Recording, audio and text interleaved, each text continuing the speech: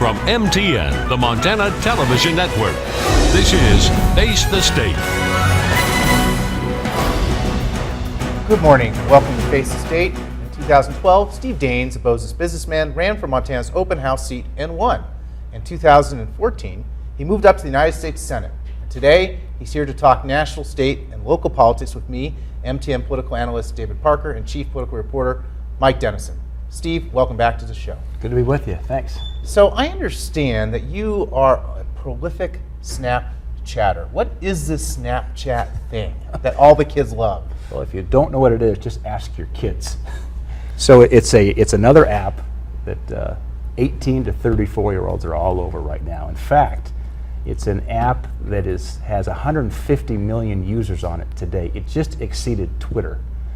And it's interesting. I Snapchat. It allows you to do 10-second videos. When I'm back in Washington, D.C., when I get those great FFA kids or FFA kids, when they come up and see me in my office, they're very quiet and reserved and respectful. And then I ask them at the end, do you Snapchat? And these big smiles come on their faces. We always do a Snapchat. We do shout outs to Belt, Montana, or Ekalaka, Montana, or Sidney, Montana.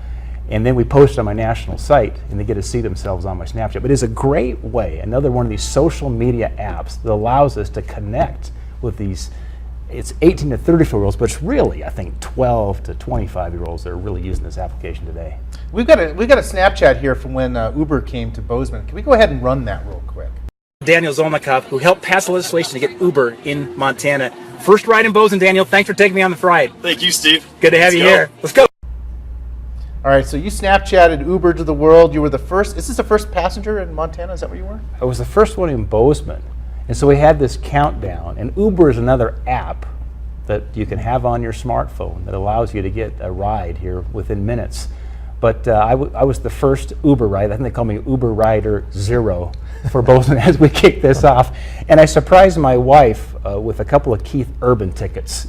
And we actually took Uber to the concert in Bozeman that night. And about Uber, you think about it. They've offered billions of rides now. They're in over 60 countries in the world. It's a company worth over $60 billion now. They don't own a single taxi.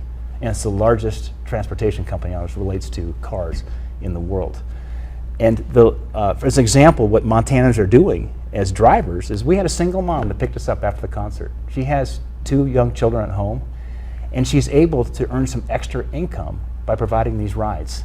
That was the ride we got back from the concert. Going to the concert, we had a young man. He's a mechanical engineer in Bozeman, needs some extra money, and so he's driving part-time. So it provides safe, reliable transportation for Montanans. It's also helpful for folks if they've maybe had a little too much to drink at night. They get a safe ride home. And they've shown that they actually can reduce drunk driving injuries and fatalities with Uber. So it's a good thing for Montana, and we were the 49th state to bring Uber. Now, one last question on Snapchat. My understanding is that you actually took over the Hills Snapchat for like a day. I did. Give us your 2-3 best tips for Snapchat. I did. Well, you know what I find is that sometimes the way of life we have here in Montana is so foreign to the folks back in Washington, D.C. We have chickens in our backyard. Mm-hmm. So I went out and I was feeding the chickens, collecting the eggs, and I Snapchatted, which is just a quick 10-second video. Folks back in D.C., they think that's the greatest thing since sliced bread. I mean, a guy feeding his chickens and getting eggs. And but I think the most important part about Snapchat is make it real, make it genuine. They really want to see what life is like for someone serving in the United States Senate, and they are very intrigued with our Montana way of life. Speaking of which, we talked about a little bit what you've been doing, which is travel around the state during this break. What are you hearing from Montanans as far as what's on their mind on what we need to do in the country in Washington, D.C.? Yeah. Well, gosh, I remember just week before last, I was, one day I was in Harlem to Hamilton in one day. I mean, in terms of getting to every corner of the state. And I'm hearing a lot of concerns, probably in 2 areas. One's on jobs and the economy. Certainly in our agriculture industry here in Montana, commodity prices are soft. Mm-hmm. Beef prices are low. Wheat prices are low. And so our producers right now are very concerned about price. I hear a lot of concerns about the energy jobs here in Montana. We're seeing layoffs in our coal industry. We're seeing softness certainly in oil and natural gas. So you see some softening in the economy that I hear concerns from Montanans. I also hear a lot of concerns about what's going on from a national security viewpoint. Very concerned as they see what's going on overseas in the Middle East. They've seen the terror attacks here on our soil in San Bernardino, in Orlando, and there's this sense that we're not as safe as we used to be. You mentioned coal and oil and gas, and Republicans, I think, as a group, are big butchers of coal and natural resource development in Montana and the country. As far as coal, though, I mean, it's dropping. I mean, isn't this because of the market? I mean, let's say we want to, you and everyone else says we're going to burn as much coal as we want to and sell it wherever we want to. Who's going to buy that coal? Yeah, well, there's a couple different factors that are creating the softness in coal. Let's not forget that over 50% of the energy produced in Montana comes from coal. So it's a very important part of our base load. It's a very important part of ensuring that we have reliable, affordable sources of energy. But we've got low natural gas prices right now. Yeah. And that's putting some pressure on the coal industry. But there's a lot of pressure being put on the coal industry from the regulations coming from President Obama. We saw the EPA's Clean Power Plan. We've seen these moratoriums on coal leasing. There's just a lot of headwind from a regulatory viewpoint that is creating a lot of uncertainty about placing long-term bets and investments right now in coal. What's interesting, you contrast that to the rest of the world. Places like Japan, Korea, China, that are investing right now in building more coal-fired plants. Now, I just came out from a week in the Beartooth. I am an avid backpacker. Every Montana wants clean water, they want clean air, they want the quality of life we have here in our state. But if we in the United States get out of the coal business, we then cede that to the Chinese. We are much better environmental stewards, I believe, of coal technology than the Chinese will be. And that's why I'd like to see more investments in clean coal technology. You know, Montana has the most recoverable coal reserves in the United States. If we lose the coal industry in Montana, it's 7,000 jobs lost. It's 140. According to the UM study you're talking about. Yeah, right. The University Some of people have Montana. disputed as being. They have, but I look at me as a Bobcat here. I'm quoting U of M study, so that's pretty bipartisan. Okay. But I think it's a solid study that was done by the University of Montana. Loss of 7,000 jobs, a loss of $145 million of tax revenues every year that go to our teachers, schools, infrastructure, double-digit increases in our utility rates, and not to mention, just again, a reliable, affordable source of energy. Most Montanans believe we need a all-of-the-above, diverse energy portfolio that includes renewables, but also has coal, oil, and natural gas. So I'm very concerned where this may lead our state. That study also mentioned, Mike, that it would be the most significant economic development in terms of a negative viewpoint in the state in over 30 years. So it's a big, big deal what's going on right now in coal. So a lot of other states, not just Montana, rely on coal, so Kentucky, West Virginia, and whatnot. And I've got a little graphic here, if you want to pull that graphic up. And this actually comes from the public radio station out in Louisville. And a couple years ago, they looked at this notion of coal jobs. And they show a very long, steep decline in coal jobs starting in 1980 with the Reagan administration. I don't think the Reagan administration had a, quote, war on coal, but it looks like that another big factor in this coal drop of jobs is not the regulatory environment, but technological changes. So the question is, how many of these coal jobs could we really rescue, even if we roll back some of these regulations, which you argue are killing coal jobs? Well, no other state is more affected by these regulations in a greater fashion than Montana. We face the greatest impact of these regulations coming from the EPA. As we look at projections going forward the next 30 or 40 years, the world's going to add 2 billion people in the next 35 years. Energy demand is going to increase over 80% in the next 30 to 40 years. As we look at what the portfolio of energy production will look like in that period of time, by most estimates, coal will be part of that, looking at it globally. So the question becomes, do we in America want to be part of that global economy, figuring out how to continue to develop clean coal technology, take it to the next level, or do we step back, cede that to the Chinese, which I think environmentally is the wrong thing to do, not to mention what it does for us economically here in states like Montana. The bill that's before Congress right now, I believe it's the Energy Policy Modernization Act. Isn't that in conference right now? Can you tell us about that? What's going to happen with that bill? Yeah, well, I'm cautiously Is it coming optimistic. out? Yeah, well, in D.C., you never want to try to forecast the weather back there as it relates to what might come out of committees and what come out of the process. But I serve on the Energy and Resources Committee. I'm cautiously optimistic that we may get some progress there. What's in that bill that's good? Well, there actually may be some reforms, actually, as it relates to timber management and forest management. That the House put in, you're talking about? Correct. Yes. There's currently Senate and House negotiators talking that, which would be an important part for us here in Montana. I was down at that Hamilton fire, the Roaring Lion fire, here a couple weeks ago. There was a thinning project that was approved right there at the Roaring Lion fire that has been stopped by litigation, by extreme environmental groups. So what I'm encouraged by is if we can get some bipartisan cooperation to try to streamline some of the processes to get more of these projects completed, it does a couple things. It helps us with jobs. It helps us reduce the risk of wildfires by thinning and removing some of those combustibles from the forest floor that were a big part of that Roaring Lion fire and why it moved so fast and why we lost so many structures. But the fact that that's in that bill, which the House inserted, isn't that pretty much a deal breaker for Democrats and the president? They were going to restrict litigation? Yeah, I don't think so. I mean, clearly, the purpose of these conferences is to bring both sides together to find common ground. I met with the ranking member of the Energy Committees, Maria Cantwell from Washington.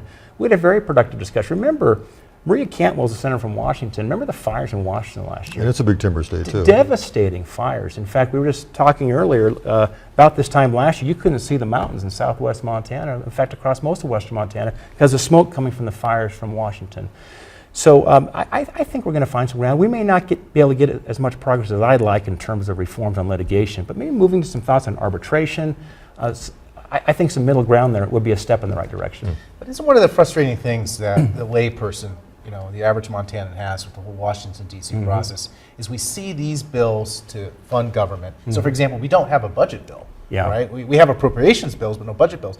That stuff is added in the House or in the Senate that seems less relevant to the bill, and it hijacks it off one way or the other. Then you have this period of finger pointing. Why can't we just have clean bills that deal with singular issues as opposed to this moving off in this direction, moving off in this other direction? Right. David, it's one of my great frustrations as I served back in Washington, D.C., is watching how broken the budget process is. For 28 years before I served in Congress, I was in business. You're held accountable to produce a budget. Here in Montana, you have to produce a budget that balances, by law, or else the legislature doesn't go home. They can't leave in May and go back to their residences. They have to stay until they produce a balanced budget. If you step back and look at the process in Washington, D.C., in the last 40 years, only 4 times in 40 years have all these appropriation bills, there's 12 of them, ever gotten all the way through to the president's desk. That's a very broken process. I mean, if your batting average is 10%, you're losing 90% of the time. You'd say, you know what, we got to change that process. So thankfully, there's a group of senators, I'm one of them, that is looking to forge bipartisan consensus and cooperation to fundamentally change the appropriation process. And one of the problems you mentioned, David, is the fact that some of these poisonous riders are inserted into appropriation bills that cause one side or the other to stop the process. I would like to see very clean appropriation bills. In fact, we ought to combine the discretionary spending and the mandatory spending into one budget that we vote up or down on. Because when you look at the appropriations process, that's less than 30% of our spending in Washington, D.C. Over 70% of it is what they call mandatory spending. That's not even part of the budgeting process. And as we look into the future, the next 10 or 20 years, the discretionary spending becomes smaller and smaller as a percentage of the overall budget. And so this is why I think we need to reform the whole process. And in states, oftentimes, the governor has to lead that budgeting process.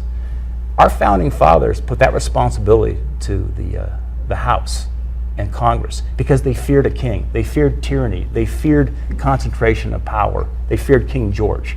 So they delegated that to the House and Senate. We've got to figure this out, because if we don't, we're on a trajectory right now to add another nearly $10 trillion of debt. on top of our $20 trillion of debt in the next decade. So let me clarify. I want to be clear. I understand what you're saying is that you want to take the appropriations process and the budget process and merge them. Would you be merging the budget and appropriation committees into one super uber committee? It literally, you have to. This is where you get into the real touchy politics, because now you start talking about committee chairs and so forth that folks have earned over years. And how does Senator Enzi feel about that? Well, you know what? Let me tell Senator Enzi, of course, chairs the budget committee from Wyoming. He's a good guy, good fly fisherman. Senator Enzi, to his credit, says, you know what? We should perhaps restructure the budget committee. Maybe we need to eliminate the budget committee and consolidate it, because we have too many committees right now that aren't interconnected and held accountable. So that's part of the reforms needed. Then second, we need to just hold members accountable. And my first bill I introduced was no budget, no pay. If they can't produce a balanced budget, they shouldn't get paid.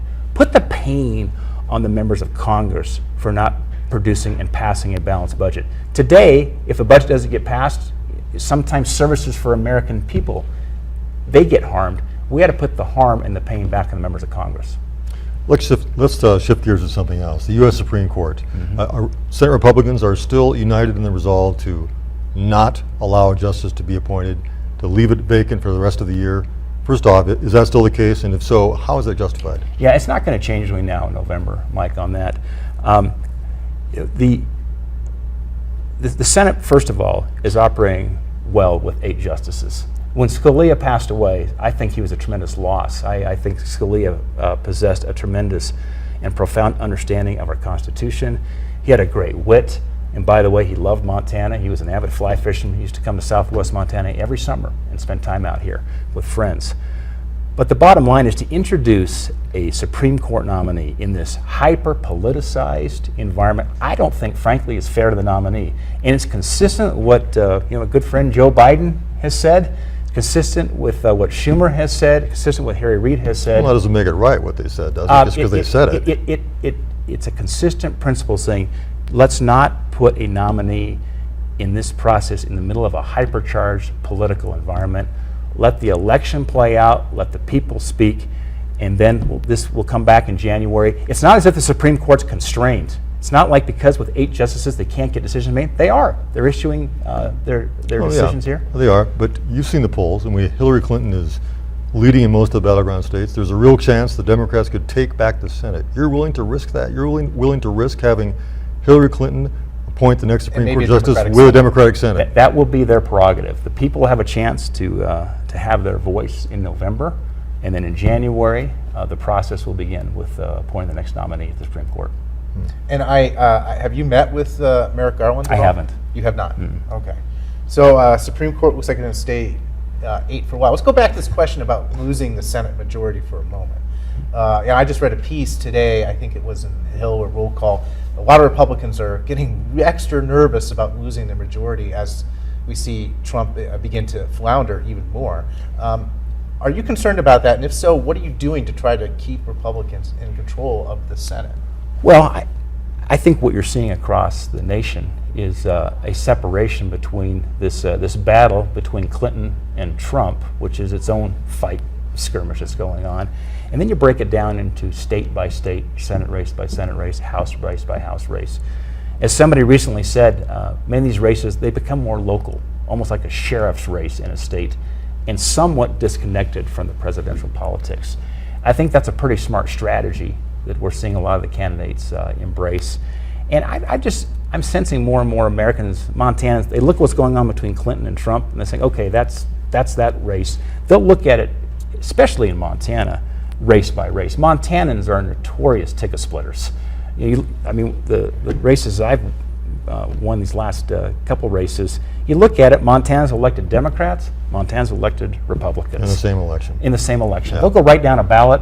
They'll vote for Republican for president. They'll vote for a Democrat for the Senate. They'll vote for Republican for governor. They'll vote for Democrat for the House. You'll see what they will do in a very ticket-splitting fashion, because Montana's a pretty good horse sense. It's like, you know what? We're not too enamored with the parties. We take a look at the individual person that's running. Well, in fact, the Democrats here in the state are banking on the fact that Montana's going to do that, because we're pretty sure that Trump's going to win the state. But the problem is other places in the United States, they tend to be much more inclined to vote straight tickets. So we'll see what happens in those particular races. Yeah, we will. But I think when you look at some of the polling data, you're seeing a difference between what's happening at the top of the ticket between Trump and Clinton, and then you break it down into some of these key Senate races. I mean, no doubt there will be some coattail effects. There always is in every election. The question is to what level. And I still put the trust in the folks that are in their respective states that they will make a separation between what's going on at the top of the ticket and what's going on perhaps in their local races. Another subject, the Affordable Care Act, also known as Obamacare, and you're still in favor of repealing it. And I guess I have a couple questions along that line. One, why repeal it? Why not try to fix the problems that it may have? And second, if you do repeal it, what happens to all the people who've just been covered by Medicaid expansion in Montana? Yeah, well, a couple things though, Mike. I'm actually working on two fronts there. I do support repealing Obamacare. I believe that, again, just spend some time fly fishing the Beartooth. Sometimes your fly line gets so tangled up, you have to just cut the line and start over. Sometimes you can untangle it. I think Obamacare is such a tangled mess. It's time to cut the line and start over. At the same time, we've been trying to provide, for example, some of our Indian tribes here in Montana some relief from the employer mandate. Most of our tribes here in Montana are facing a 7-figure penalty because of Obamacare with this employer mandate. I can't even get support to try to get a tweak made on Obamacare. So I'm fighting this on two fronts. Let's try to minimize some of the pain that's going on in Obamacare wherever we can, as well as, yeah, I would support a full repeal of it. But you look at what's going on here in Montana. You look at our largest insurance provider here in Montana. Blue Cross. Blue Cross had a 22% increase minimum last year, and they just asked for a 62% increase this next year. On just the policies that are sold to individuals. That's correct. Which is a very small part of the market. But that is, think about a 22% increase and a 62% increase. These is the last couple of years. Suggests there's something systemically wrong. And what's going on here in Montana is not some kind of exception. You look across the nation, you look at Ohio, you look at Texas, you look at Pennsylvania, you're seeing similar kinds of numbers. Right, but that's because we have super high healthcare costs. What are Republicans offering, or anyone offering that, to control those costs? I don't think Obamacare is doing it. Yeah. I don't know what your side is proposing that would do that. Yeah, that seems to be the problem. Yeah, I think you step back and look at what helps drive costs down and provide greater transparency. Ultimately, I believe that's freedom and consumer choice. And what Obamacare has done is limited the amount of choice that consumers have right now for purchasing their health care insurance. Let's step back. Let's open it up across state lines. Let's allow competition to help drive those costs down, because today we're losing that, and we're seeing fewer and fewer companies now participate in the exchange. So this is headed in the wrong direction, and I think we're going to see increases in the next 3 to 5 years. They're going to be continue on the same trend we've seen for the last 5 years. But one of the problems that Obamacare, you're right, one of the problems in general healthcare is competition. But one of the things that the bill tried to do is basically allow for the creation of these co-ops in various states. And these co-ops, including here in Montana. And one of the issues is that those co-ops were allowed under law to basically have these risk corridor payments that would allow them to transition as sicker people came onto the plan and deal with those higher costs. One of the last votes you took in the House for the omnibus legislation slashed those risk corridor payments, and as a result, these co-ops are failing. So what happened is that the Republicans have actually not even allowed it to try to work, because they actually went in and cut the actual promises that were made. Well, here's the problem, David, is that throwing more money at bailing out these co-ops is just throwing more taxpayer dollars away. It's not fixing the fundamental problem. What's happening here is the Obama administration is not enforcing the penalties that are in Obamacare on young people who aren't buying health care insurance. And this is one of the problems in terms of the risk pool, is you're not getting more young people into the risk pool here, which will help overall balance some of the rates out. Because with Obamacare now, there are penalties for not buying the insurance, but they're not enforcing the penalties, so young people aren't buying the health care insurance. So by throwing more money at those co-ops, again, that is, I think, just throwing taxpayer dollars away, because you're not fixing the fundamental problem here, is why are the costs going up in the first place? But you have been in favor of some of the money going to the community health clinics, which is within Obamacare. I've seen you touting some of those awards. Why is that better than helping out the co-ops become a better competitor? They need that transition money in order to basically, because of the high-risk patients you're getting. The community, what I like about the community health clinics is that it's really first level. It's a lot of primary care is part of our community health clinics. And we look at one of the challenges we face in healthcare is that we need to be focused more on prevention in catching some of the healthcare issues for Montanans earlier on. When, first of all, it'll improve the quality of life, and second, it's a lot less costly to address it up front than when it becomes perhaps chronic and more serious. And that's what I like about the community health clinics. It provides easier access to health care, particularly poor Montanans, to get to health care. And so I think there are better solutions out there. I just don't like this big federally driven solution out of D.C. So I'm a fan of the Montana community clinics. Okay. We start off the program talking about Uber. You're Yeah. a big fan of the sharing economy. Yeah. You like Uber, and I assume things like Airbnb are great. But one of the negatives of those shared economy, right, is that it does allow people to go out and make money, but on the other hand, people don't get benefits, from Uber or Airbnb. Maybe these shared economy work better if we had universal health care for everyone. Do you think we should maybe think about everyone having health care in this country? Well, I would separate the two arguments here. We had a health care discussion here around what works and what doesn't. I don't think Obamacare is the answer. On the shared economy, you step back and look at where we're at. As you know, I spent 12 years in the technology industry, in the cloud computing space before I got involved in politics. The largest ride sharing program in the world now, Uber, doesn't own a single taxi. The largest accommodation company in the world, Airbnb, doesn't own a single property. The largest media generating company in the world, one of the largest, Facebook, doesn't generate any of their own content. The largest retailer in the world, Alibaba, doesn't have a single dollar of inventory. So this is this really incredible transformation via technology that's occurring in our economy. And that's why I think we need to embrace it and work with it rather than try to fight it.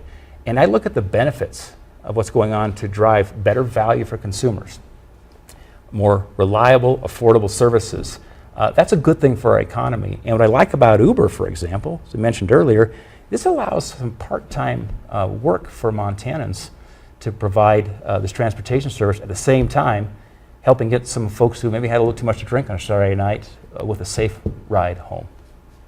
And what's your answer about universal health care then? I don't support universal health care. Okay. No, we've seen that movie in Europe, Mike. Europe is bankrupt, and if you ever try to get health care in Europe, it's a whole new experience.